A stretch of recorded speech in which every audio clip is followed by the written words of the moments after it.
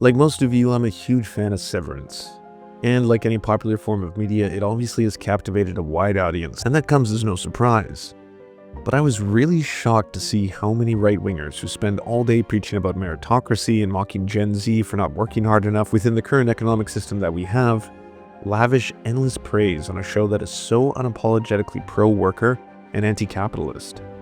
In this video, I do an in-depth media critique of Severance and explain exactly why the themes of alienation, separation of workers from their labor, and the exploitation of their bosses under Lumen is being completely lost on the right, and why that is.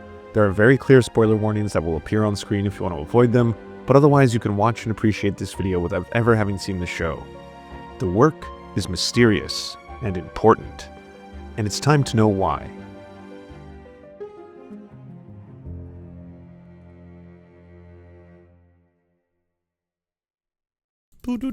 When that's up, all you gotta do is mute me, and then you won't hear spoilers. When I've stopped spoiling, I'll go blup, and then, like right now, you can hear what I'm saying, and you don't need to worry about spoilers for the show Severance. Right now, spoilers. Oh, you better mute. Oh, I'm gonna spoil. Oh, I can't wait to spoil it. Spoiling it for you. Oh yeah. Oh no, I'm gonna tell you what the ending is. And now, nope, no, I'm not. I am not gonna spoil it for you. You don't have to worry. But again, when this guy, very easy. All right, easy to do. Sure, y'all, you learned. Cool. All right.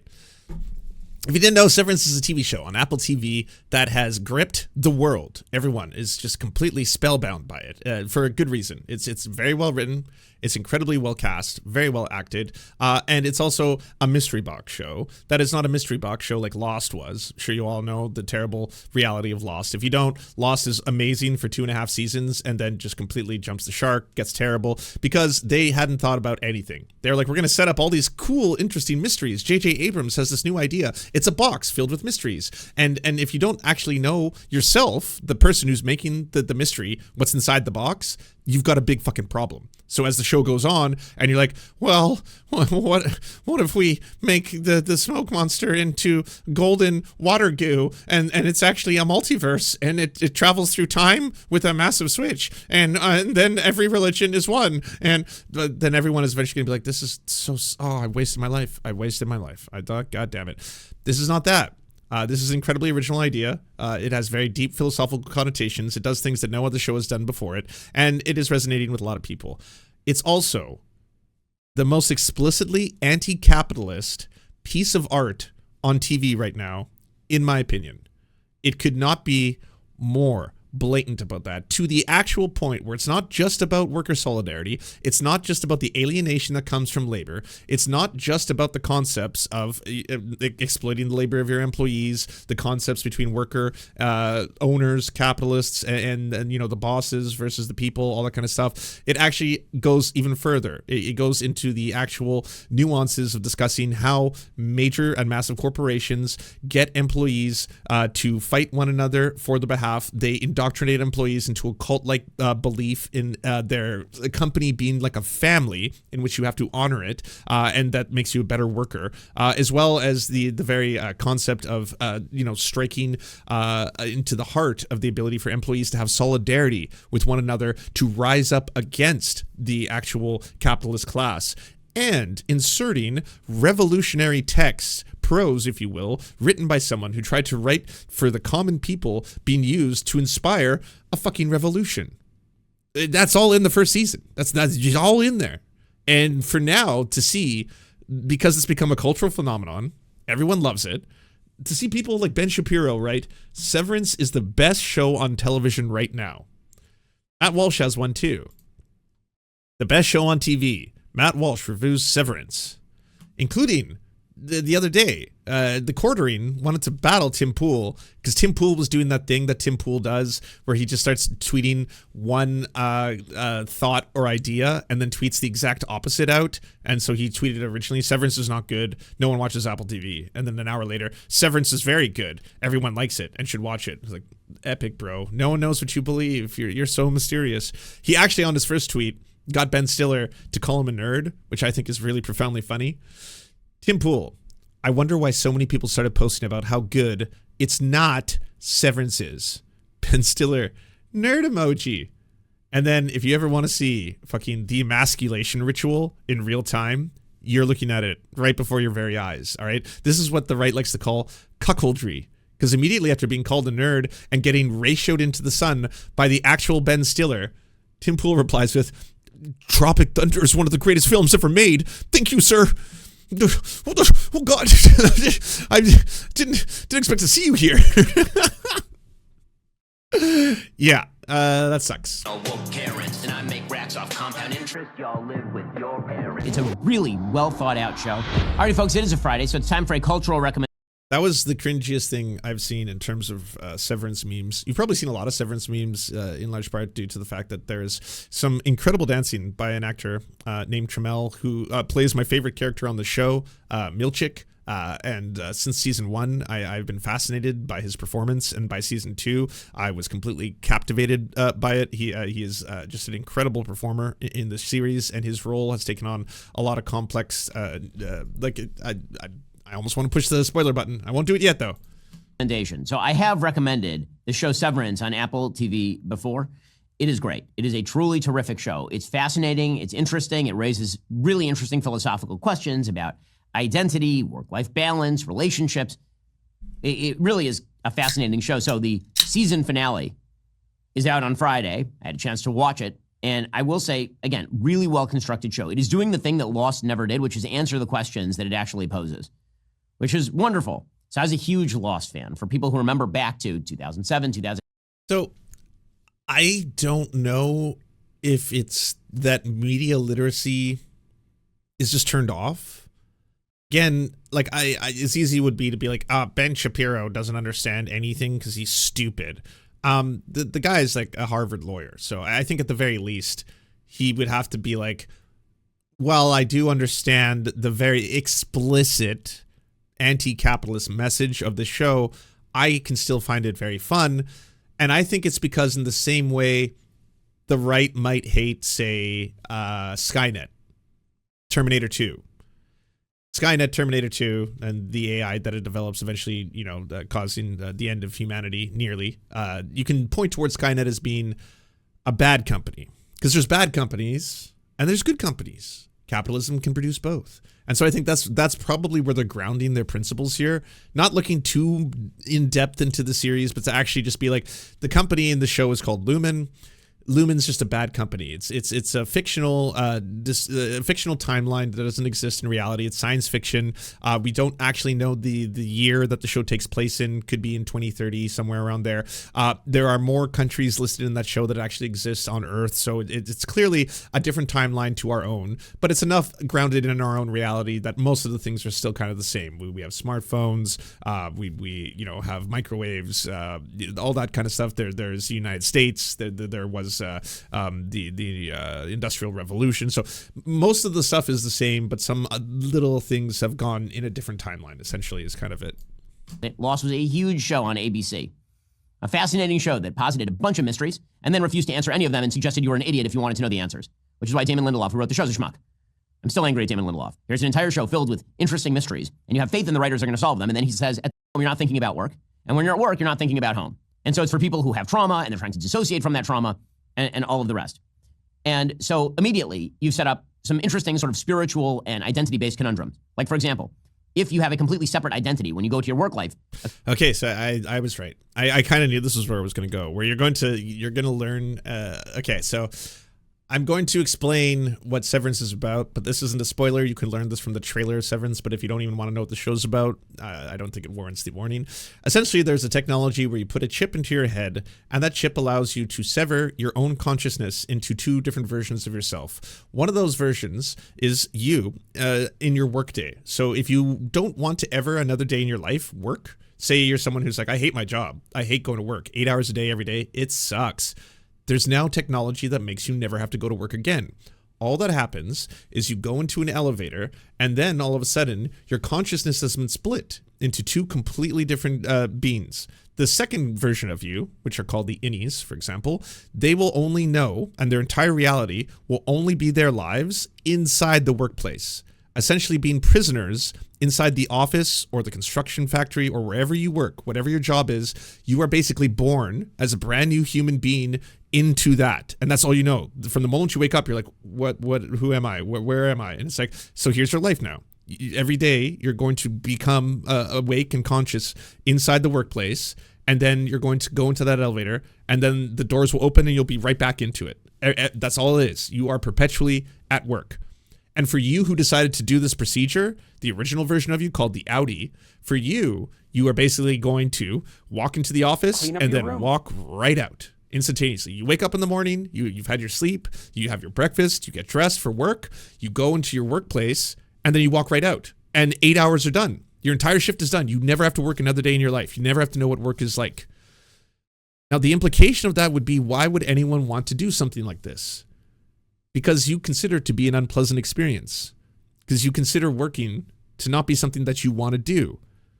So yeah, just out of the, right at the gates of this show is that idea where in your head you can start to think about the philosophy of that.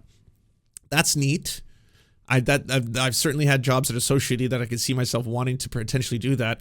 But the implication is really dark, because I've effectively created a new human. I've created a new consciousness that only knows the imprisonment of labor, and in a large way, slave labor, because they never get to see the fruits of their labor. They're completely alienated from what their labor is producing. They don't get to have money. They don't get to have anything. They literally live as a prisoner inside the workplace 24/7. And then once you retire, you don't live anymore. You're gone. Whenever your job's over and you're done doing it, that's the end of you. So from the start to the end, you get fed some meals, you get some work breaks. But because things are so grotesquely fucked up in this scenario, you effectively get to have little treats. They know that people eventually could get angry, could rebel against their bosses, could rebel. But this technology is effectively being done by one major corporation. It's one of the biggest multinational corporations in the world, but they want to make it available for everyone, for everything. They eventually want to make this available for people who want to do anything in their lives they might find unpleasant. Are you someone who gives birth? Are you going to have a kid? Would you like to go through that process? Would you like to have the 9 months of pregnancy and all the pain and difficulty that comes from them, and then a very painful birth? Or would you like to be able to just walk into, say, a resort, a lodge, and walk right out and hold a baby instantaneously? You just walk in, you walk out, and you're holding your child, and that's it. And you'll never have to know that other person. You'll never know what they go through. But for that other person, their entire life, from the moment they exist until they die, is effectively they wake up in that lodge, they're pregnant, they spend 9 months being pregnant, and then as soon as the baby's born, they cease to exist. That's the concept. And very unique, very original, has, again, massive implications behind it. But for people like Ben Shapiro and Matt Walsh not to realize why they specifically made it initially about work is telling. Because how do you not realize this? How do you not realize the implications that are being done here by this show, and that this is an unpleasant thing where people are alienated from their labor, where bosses can take advantage of them, where you would effectively find a way to have, modern slave labor in the form of a socially acceptable practice that people believe is in many ways benevolent. Completely separate love life, because you might fall in love with a coworker because you don't even remember that you have a wife upstairs, for example. If you do that, is that a separate human? And if that person goes away, did you just kill a person? Right? It's these sorts of questions that Severance is asking. What is the nature of identity? Is there a common thread between the different parts of your identity that holds them together? And it's wrapped into a really compelling plot with really likable and interesting characters and terrific. See, so to be a right-winger and accept this show, you have to basically just love the idea of that, but not associate it with what they chose to make this technology for, right? You gotta sever yourself. You gotta remove that part, because if you do, all of a sudden it's like, well, that kind of sounds like capitalist class exploitation is what it's about. But no, it's actually about philosophy, deep philosophy. Writing, it's super weird and super interesting. It was about him sort of introducing his innie to his outie. For those who've been watching, the show's great. More of this, more creative shows. Hard-earned money goes straight to paying off credit cards. And Okay, so this could be a neat thing, because again, I could not think of a more anti-capitalist, premise and show. And if the right are going to be oblivious to the main concepts of it, I'm hoping that there is a significant portion of their audiences that are not completely devoid of media literacy. Because this goes back to that thing. Have you ever heard how Paul Ryan like to Rage Against the Machine, I get that you never actually listened to what the lyrics were about. I get that. And you like the sound. And you like the whole, the fucking bangers, rock and roll, hip hop. I love this Zach De La Rocca. He's just fucking spitting. It got me amped. I don't know what it was about. I have no idea what they were raging against, but I like the sound of it. And so that to me makes sense that there was a lot of right-wingers who listened to Rage who just like the noise, or that there's a lot of media that the right seem to enjoy quite a bit, but they've got the whole thing in reverse. You know, I'm not going to start the bug dialogue. You all know about it, but like there's so many times where there's media and they watch it. Fucking The Matrix.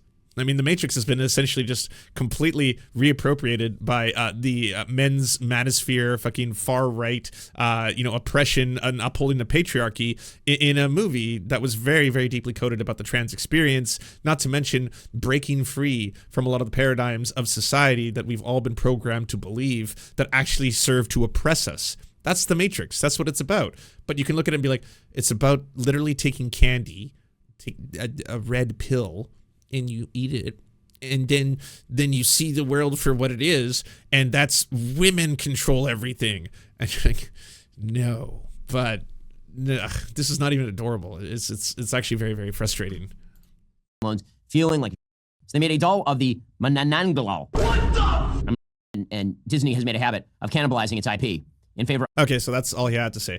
Very, very interesting show. Very deep philosophical questions. Here's what the concept's about, and that's all I'm going to tell you. So now I'm going to give a very light amount of spoilers for season 1. If you don't want to hear any season 1 spoilers whatsoever, mute me while the red is on the screen, and then when the red goes off the screen, you can unmute me, and so that way I can talk about season 1 without worrying about upsetting the variety of people who haven't seen the show. Some very important parts about the first season, of course. You know how I spoke about how the characters have been severed so that they are inside of the office working every single day. The characters in the show start to, for a variety of different reasons, the 4 main characters who you know and love and you start to root for, like any other television show, they start to want to rebel against the capitalist owning class, against the very bosses that have been trying to indoctrinate them from the very start of the show, who've been trying to tell them that this is a benevolent company, it does great things, it provides smiles and joy. None of them actually know what they do. There could not be a more clear identification of the alienation from their labor than they don't even know what their labor is. The line is, the work is mysterious and important, but they're not entirely sure what the work is. As the show goes on in the first season, they start to band together with both other people that they work with and other departments that they were never allowed to associate with. When they start to have solidarity, worker solidarity with other departments inside of Lumen, you know what happens. Lumen, the company, starts to want to indoctrinate them and turn them against each other. They create a mythology that one branch of the company actually did a mass slaughter of the other branch in the past. It was a horrifying day where a whole bunch of workers killed a whole bunch of other workers in that department. So these ones are good, but these ones are evil. In that other department, they've been given the same lie, but in the inverse, that a long time ago, a whole bunch of workers in the other department mass slaughtered a whole bunch of workers in this department. So it's the other workers that are evil. And the whole thing is like that. So as soon as they start showing solidarity with each other, either wanting to unionize, band together, but in this case, it's to rebel and to do a revolution, they won't do that. They won't work together because they're all suspicious of one another. And the only people they can trust is the benevolence of the corporation, of the company, until certain things start to happen. 2 men fall in love, and because they fall in love, they start to actually explore issues and tell the truth to one another about what the separate departments do. And that's also, by the way, this is totally, aside from everything, one of the first times I have seen a TV show talk about how being gay is an intrinsic part of who you are, and you are born that way, and to emphasize that so strongly in a reality where a character has been severed and reborn, and so you have an entirely new consciousness, but you're still gay because you're still you. Even if you lost all your memories and you woke up tomorrow and all of a sudden you have no idea who you are, you have amnesia, you have forgotten the last 20 or 30 years of your life, and you started from scratch, you can speak English, you can communicate, you wouldn't suddenly go from gay to straight, right? But they did that. They put that in there. That was a core part of their identity. I was like, that is a beautiful, just little side note. Didn't need to do that. And then one other part about the worker solidarity going against the class and the exploitation of labor and all this kind of stuff is that there is a book written by a character on the surface, and he is basically your textbook definition of kind of a progressive liberal. And this progressive liberal who thinks he's way smarter than he is, loves doing performative virtue signaling, all that kind of stuff, wrote a book, and it is so fantastically funny. The book is hilarious. It's one of the best parts of the show. And it's funny because it's clearly just someone who's not that clever, who's not that smart, but thinks of himself as a guru who is trying to spread wisdom to the masses, to inspire them. And on the surface, every character who actually knows anything can just laugh at him and be like, yeah, no, this shit's a joke, whatever. But for his acolytes and his peers and people who love him, they think of him as some kind of divine inspirational god. That book finds its way into the inside accidentally. So all of a sudden, the only text, the only literature that the innies underground, the workers, have access to that isn't part of the company, that isn't texts talking about the benevolence of the founders, the glory of the corporation of the company, anything like that, that text that is in there, suddenly this is the only outside piece of literature any of them have ever read in their life. And it becomes the Communist Manifesto to them. It becomes a revolutionary text that all of the workers secretly don't tell each other that they're reading, but it all starts to unlock elements of class consciousness, even though it's so goddamn basic because they have nothing else. The bar is so low, and that's what's so funny about it. The bar is so low that, like, having someone who wrote lines like, is a machine truly a machine if it is controlled by a man? It has the word man in it. You know, just silly shit like that you would in your head, you're just like, this is so stupid.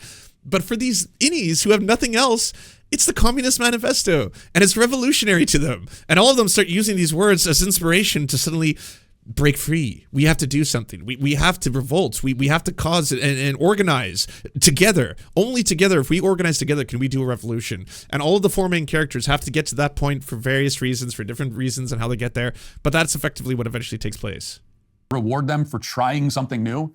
And fortunately, Severance actually is very good. 2, Severance deals with interesting ideas, which is another thing that, you know, I wish more shows and films did. When most people talk about the show and the ideas that it grapples with, what they usually will talk about is the commentary on the modern workplace. But that, to me, is the less interesting theme. That's kind of window.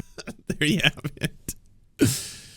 Look, I don't have to explore or think about this too much, all right? The very idea of having a certain class of people who are literally alienated from their labor in the form of being severed, and that basically creates an entirely new human being. And in that, the capitalist exploitation of what they do suddenly becomes something that it seems almost horrifying in its creation. And while it may be hyperbolic, it really does strike at the heart of the very idea of the capitalist system we have itself. But that's not interesting to me. I would prefer just to talk about the colors. The colors are nice. Addressing for the far more fascinating exploration of human consciousness. That's what makes the show interesting to me. Severance asks a pretty deep question. It's one of the deepest, really, which is what makes you an individual person? What makes you a self? We know what makes you a person biologically, but what makes you an individual? What makes you a self? Is your memory the only thing? He keeps saying that in row after row. Well, yes, that is a neat question that the show does get to provoke within you. And then in relation to that, it's exactly what do you do with the self, and how is that in relation to the world around you? And maybe the moral philosophy or bigger implications of if you did choose, you as a person, to create another human being who happens to actually share your body, which is what this is about. If you did that, and then the thing that other person was forced to do were things that you don't like to do, what does that say? What does that say about those very actions and the world we find ourselves in?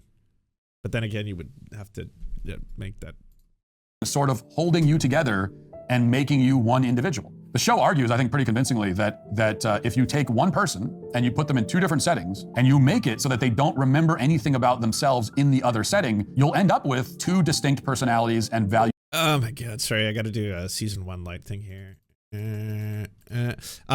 If you just were oblivious to the point in the first season, which is pretty strikingly clear about this, while they are 2 completely separate individuals, one with no memories of who the other person is, and that is quite strong, there's also an element that goes beyond what we understand to be human emotion or human feeling, or even the id, the who or what creates the idea of a human being. in the sense that one of the main characters right here, I guess the main character portrayed in the season, his wife dies, and that's the reason he goes through the procedure. And he does it because he feels so much pain from his wife's death that he feels it would be a mercy upon a part of himself to live in a world where he didn't even know his wife existed. So your wife dies, you can't get over it, you have so much grief. There's a procedure where you can have half of your life spent at your workday, effectively just being a new person. And so he does that. That's his motivation for doing that entire thing. His coworker, once one of his coworkers has been unsevered, or at least starts to, combine the two and starts to tell him about what he experienced inside, tells him that they could always tell when he had been crying and arrive, because his eyes would be wet and puffy and his shirt would have tears on them and stuff. And then they were like, you carry that pain on the inside, even if you don't know it. Or the idea of love. Could love transcend it? Could love transcend severance, right? Even if you have no memories or concepts of that. Could sexuality transcend it? If you were gay on the outside, would you be gay on the inside? Would that still be there? If you reset yourself as a person, you're still the same person, but you've been reset to zero, and effectively reset with memories. Memories is the biggest thing that you don't get to carry on between these two worlds. How much of you is taken and how much of you is given between these two? How much of the same person exists? Would you want autonomy? Would you want to have autonomy as a human being innately? Also a very big and deep question. Is that a part of you that you would want to know? And again, this is why, I think this show is so fascinating, but also popular right now, because not a lot of shows deal with the implications of these kind of questions and keep it interesting at the same time. It's never heavy-handed. You never have to sit there and they're like, here is the deep philosophical implications of what we're talking about. It's just presented in such a way where you have to think about this off screen or when you're at home or when you're talking about it to your partner or to your friends, that kind of stuff. Systems and beliefs. And in effect, then, you end up with two selves in one person. And if memory is the one thing holding this kind of precarious Jenga tower that I call a self together, what happens if my memory is wrong? Memory is notoriously unreliable. Nobody's memory is perfect, which means that every person's self is based at least partly on a fiction. So he fell for the Outside Guy's book. That's definitely a scary point. Could be. Are not really the sum total of your experiences, but rather you are the sum total of how you remember your experiences. And that seems to be what the show is driving at. And maybe they're right about it, maybe they're wrong, but it's an interesting thing to think about. And any show that actually gives you interesting things to think about is a win in my book. Let me ask you a question. Do you trust your internet service provider? There's good reason not. And we're back to the ads, the telling. I just want to put a bow on this by having to unfortunately speak about aspects of season 2. So I want to put one more spoiler warning on screen because this is a bigger thing. So just going to put this up here. So, I'm going to talk about season 2 for 2 seconds. A show like this, which had a brilliant first season, I, like a lot of people, was worried about what the second season was going to bring. And this is where the show went from simply being, in my opinion, a critique of capitalism to a critique of both capitalistic systems of white supremacy and of patriarchy. And I did not expect that. And I did not expect them to want to do that, but they did it, and they did it in such a fantastically beautiful way that I am honestly completely in awe and thankful that something like this exists and is popular for everyone to see. I watched a really good TikTok by a creator who was black, who was talking about what it's like to be a black person and watch black characters written for you, often by white people, because the majority of writers for TV and movies are usually white folk. And oftentimes, white people, when writing black characters, in the past used to be extremely cringe by making them into stereotypes, making them into what they thought black people act like, either because they don't have a lot of black friends or thought that black people are a monolith and they're all going to act and be the same. And the refreshing part about the show for a lot of black people who've spoken up and analyzed it have been that the black characters in the show in the first season are not written like stereotypically black characters. A lot of them are actually written like white characters, like white people. They're not outed or othered for being black. They have the same kinds of, performative discussions with other people at the dinner table, where it's never as if it's a person who is black at the dinner table discussing this topic with white people at the dinner table, almost as if race is a concept and racial oppression doesn't exist in this world. And it's a science fiction world, so maybe it doesn't. You don't know. But again, my favorite character being Milchick, and the actor who plays him, Tramel, who's spoken up about this on podcasts, said, when I was reading the script and I was blown away by this, I also had to ask them, being a black person, does racial hierarchies or the concept of race exist? And they had told me that this is something that does, but we are going to be exploring this in much more in-depth in season 2. In season 2, they do this incredibly stunning thing where you have a corporation. This corporation is led by, and it's one of the biggest multinational corporations in the world, a collection of old white people, mostly men, one woman, but most of the CEOs throughout the company's history have been men. And these men who have created this massive corporation also exist to perpetuate their own systems of white supremacy and their own systems of you have to adore us as almost supernatural or godlike or cult-like figures. As in everyone who works for the company should actually honor the creators of Lumen, the Keegans, as you know, these benevolent, patriarchal for the most part, and white like, let's just say lords who created so many fantastic things for the world. It gets revealed that, like a lot of other corporations that have existed under this structure, especially because they reference a lot of times the Civil War cities and acts and battles that have taken place, a lot of companies that have existed under the structure do this thing where they'll move into a small town or an area, say a company that builds a factory in Detroit. And when that factory makes the workers and the city and the people who live there a lot more wealthy and brings prosperity to them, the factory itself doesn't actually really care about their workers and doesn't actually care even about the concept of Detroit or the concept of America. And they will then move to another country where the labor is cheaper. And that happened for this corporation, Lumen, who started a factory that produces ether, that built up an entire industry around the town where everyone was there building and making ether. And when they moved the factories and closed the factories, the town devolved into abject poverty and people doing drugs on the streets, which is exactly what happens in the real world. Exactly what happened to Detroit. Exactly what happened to Michigan. Exactly what happened to a lot of parts of the United States, where these benevolent companies and corporations start to become part of the town and the idea of American identity and patriotism itself. And in so doing, when they don't give two fucks about any of that and they move on to another place, all of a sudden the ramifications are complete poverty, drug addiction, all that kind of stuff, and everything that remains, and usually a strong resentment towards what they once thought was this benevolent company. This same benevolent company with these same patriarchal and white supremacist power structures have an employee who has risen in the ranks, who is one of the few. There are only 2 people that we know of who are people of color, who are black inside of Lumen, who are at very high levels of the hierarchy of Lumen. Otherwise, all the people who work there are mostly white men.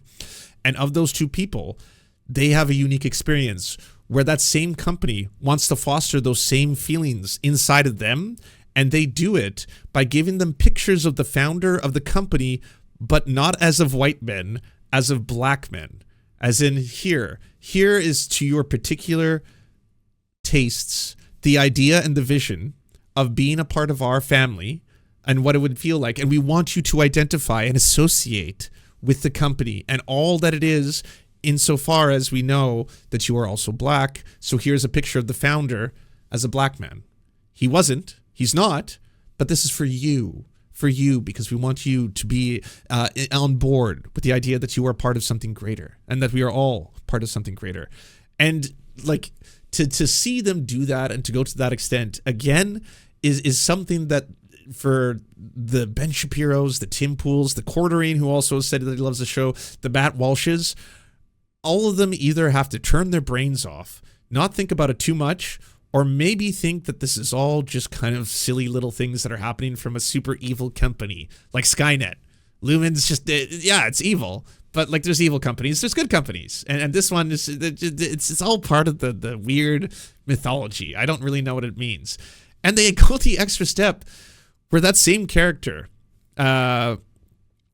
is reprimanded by the higher-ups, the mostly white men who run the company, for being too intelligent because it threatens their own intelligence. And so they try to make him use smaller and shorter language because he speaks too intelligently and uses big words. And because they are insecure, again, in things like their masculinity, in things like their white supremacy and all that kind of stuff, they start to get mad at him when he keeps using words that they consider to be too grandiose. And they'll just sit there and be like, shorten it, before his very eyes, and he'll have to stand there before them and he'll be like, speak with less words. Like they actually demand that of him. And it gets to a breaking point where he eventually just turns to one of them and he's like, devour feculence. You know what that means? Eat shit. And you're just like, this is brilliant. This is great.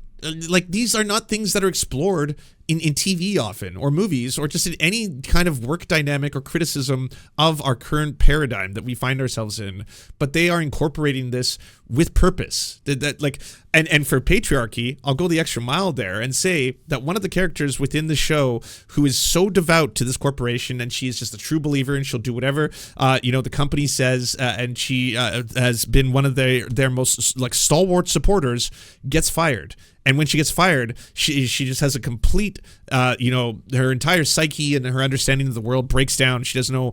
It turns out she, as a woman within this system, a company that is run mostly by white men, she, as a woman, was the genius brilliance that actually created the technology that makes the entire company possible. In the same way that Steve Jobs was not the inventor. Steve Jobs did not invent great things. Elon Musk was not the inventor. He did not invent. It was Steve Wozniak who was the inventor.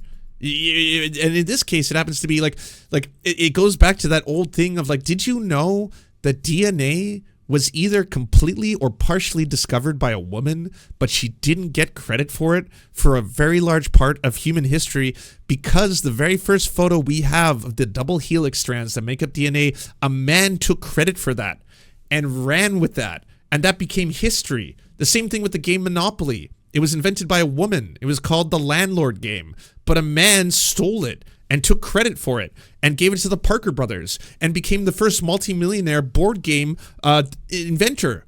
But he didn't invent shit. And they wove that into the story, where once again, we have someone who happens to be a woman who has given her all to this company and invented the very technology that makes this entire thing possible. And they were willing to just cast her aside and tell her that she should think more about the collective brilliance of Kier and the family and the company than taking, credit by being greedy and not obeying the tempers and all this kind of stuff. She should be willing to devote everything to the company and not want selfish credit for what she has. And she's being told that by a Nepo baby, and even calls out the Nepo baby. She's like, everything I have had and gotten in this company, I have earned my entire life since I was a child. She was a child laborer. She had to do child labor as a kid working in ether factories, and everything she has, she did herself. And she says that to a Nepo baby, who's just the inheritor of the corporation, who's trying to condescend to her and tell her to be more grateful. And she actually just calls it out on the spot. Again, if you are a right-winger and you're doing this, there's no way you can be oblivious to this stuff. It's almost maddening to me. But stuff actually happens. But that's all they need. That's all they want. I want a show, all right, where it's like, stuff happens. How many shows do we watch where there's nothing happening and I'm like, where's the stuff? But in this one, the stuff happens. Want to milk each franchise for all it's worth. Well, first of all, each thing has to be a franchise, and then you have to milk it, which means that nothing can ever actually happen. I mean, Disney notoriously is so desperate to make sure that nothing happens in their films that they've even invented the multiverse, so that if a character dies, he can be replaced by an infinite number of replacement versions of himself, which means, of course, that it doesn't matter. He doesn't know what he's trying to say here. I know what he's trying to get at. He's trying to say that there's no stakes. It's not that stuff doesn't happen. Stuff literally happens in the very shots that you were showing us on screen there. It's that he doesn't have any worth or value to plot developments or character building or even the death of a character, especially because their death in a scheme of things wouldn't matter if there's an infinite amount of that same character, so that it's ruined it for him. Or that there's just such a plethora of Star Wars everything now and a saturation of it. The great irony of all of this is that he doesn't even realize that he's criticizing the biggest problems with the intersection between capitalism and art. In that, yes, why do you think, Matt, why is there no original ideas? Why is there no original movies? Why is there no original TV shows? Why do you think that is? Why do you think that every single thing that comes out in the theater is a prequel, a sequel, a fucking Star Wars, a Marvel film? Why is that? Oh, another superhero movie. Amazing. It's coming out right after another Marvel superhero movie, and then another Star Wars, and then another sequel, and then a reboot. We got a reboot of an old movie that came out. Because these movies cost so fucking much money to make that studios don't want to take a risk or a gamble on originality. Because they have just condescendingly like spoken down to us for so long, thinking that the only things that can genuinely generate hundreds of billions of dollars in a box office happens to be something that is safely established that everyone already knows and will keep going to. Doesn't matter if we see the same stories over and over and over. Doesn't matter if it's the same plots over and over. Just as long as it's an established franchise, it's safe, we don't have to take risks, and boom. That's the reason why. Greed has absolutely ruined the film industry. It's ruined the video game industry. It seems to ruin every industry that it just fucking pries apart and takes away anything related to risk, creative expression, like why bankroll something you've never heard of before? Why even give it a shot? This show only exists as it does because it had a name that was associated with it. Ben fucking Stiller. If there wasn't that name associated with it, and it wasn't even an idea that Ben came up with, he had been given a spec script, and that person came up with an original idea, and then they wanted to produce it, and then Ben wanted to write and direct it, and then that's one of the reasons why I was astounded when I saw the first season to sit there and be like, how the fuck did Ben fucking Stiller make this? Like, again, this is something that is, like, in many ways novel, very original. And again, the most explicit criticism of capitalism I have seen in a TV show, I think, in my lifetime. Wow. Okay. I did not know what you were cooking with, Mr. Stiller.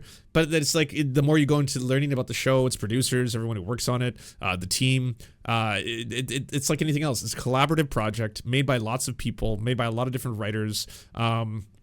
One of the best episodes in season 2 was made by one of the cinematographers for the show, who's a woman who directed her first, TV show episode ever in the second season, and it's the most beautiful episode of the show I think that exists. And give first time filmmakers a chance. You might be surprised. You might see some beautiful stuff. Don't let this happen to you. Go to serfscoffee.com to order the only end-to-end owned indigenous coffee company that delivers blood-free, conflict-free, and cruelty-free beans right to your door. 0% of people who drink serfscoffee.com have exploded spontaneously. By ordering right now, you get 10% off plus free shipping, and it's the best way to enjoy delicious coffee while not exploding. That's serfscoffee.com, serfscoffee.com. Thank you so much for watching, everyone. This video wouldn't be at all possible without the financial support of all the people whose names you see on the screen right now. And if you want to unlock secret bonus episodes, content that we can't post anywhere else, or get the videos early before anyone else gets to see them, please go on to patreon.com/theserfs. For as little as $1, you can help support this channel and help make more videos like this possible. Our executive producers are Anna Loves Riley, Adrian McCarthy, Bobby Lasers, Cheryl Alvarez, Comrade Junkie, Doug Caddy, Everything Important, Garrett Sandoval, Hagbard Celine, Jimmy Sombrero, Multimondi, Omni, Political Papi, Preston Kroll, Quiet 185, Richard Boehm, Riley and Anna, Roller Dragon, Cernicus, Stellar Gwyn, Sebastian Demel, Tigwig, Trav, and Words Greenwood. And also, it wouldn't be possible without all the names you see on the screen right now. Again, if you want to help produce this content, it's only made possible through the funding of our patrons. Head on down to patreon.com/theserfs. That's patreon.com/theserfs.